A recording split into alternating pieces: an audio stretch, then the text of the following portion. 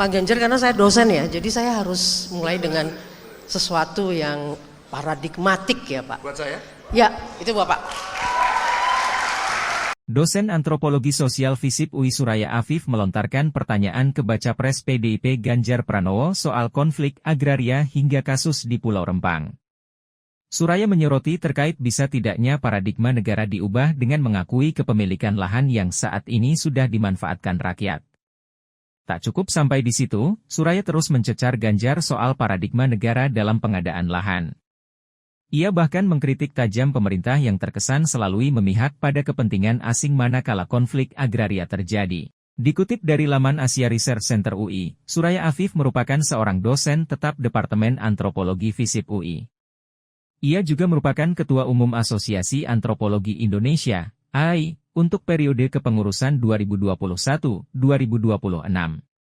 Kini, ia juga tercatat tergabung dalam ARC UI sebagai peneliti senior. Suraya Afif memperoleh gelar doktor dalam bidang studi interdisiplin Environmental Science, Policy, and Management dari University of California, Berkeley. Ia aktif melakukan riset menggunakan pendekatan ekologi politik untuk memahami berbagai persoalan terkait dengan relasi manusia dengan lingkungannya. Fokus risetnya mencakup sejumlah isu seperti masalah ketimpangan akses dan kontrol atas lahan dan sumber-sumber alam, pembangunan, serta gerakan agraria dan lingkungan di Indonesia.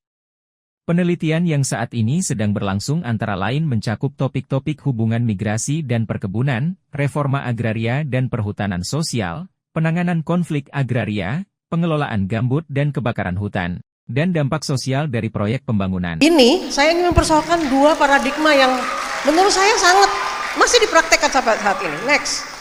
Yang pertama, itu paradigma ekonomi pembangunan lewat menggusur. Ini paradigma, Pak. Pembangunan dengan memindahkan paksa dan memukimkan kembali dengan paksa. Praktek ini sejak zaman kolonial sebenarnya, Pak, dipakai. Nah, apa dasar regulasinya? Pertama, domain verklaring. Ini zaman Belanda. Next.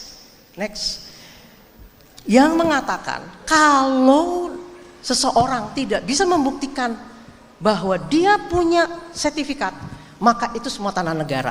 Dan itu dikonversi menjadi bumi dan air, seluruh kekayaan alam terkandung dalamnya dikuasai negara dan dipergunakan untuk sebesar-besarnya kemampuan rakyat.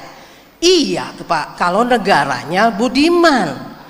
Tapi saya udah lihat persoalannya negaranya punya persoalan nih. Saya hanya mau menyoroti paradigma. Paradigma itu kemana Pak? Nilai dan normanya ini kepentingan siapa? Next. Nah, dimulai dengan 67, tahun 67, 2/3 total lahan di Indonesia dikuasai oleh negara lewat kawasan hutan. Dan setelah kawasan hutan dikasihlah kepada pengusaha. Padahal ada 25.000 lebih desa di dalamnya dan di sekitar hutan yang terkriminalisasi karena nggak punya sertifikat. Ya udah, itu nata negara, apa yang dia lakukan ilegal. Ya. Nah, memang ini di pemerintah sekarang saya harus akui dijawab dengan reforma agraria. Tapi itu lamban banget Pak. Tidak, lamban banget. Walhi masih mencatat 94,8% lahan di Indonesia dikuasai korporasi. Ya. Karena ya itu reforma agrarianya tidak berjalan dan lamban, dan tanah-tanah sisa yang dikasih ke rakyat itu. Ya. Nah, ini contohnya Pak, salah satunya. Total izin perizinan swasta di Kaltim itu lebih luas. Next slide. Yang Kaltim ya. Next slide lagi.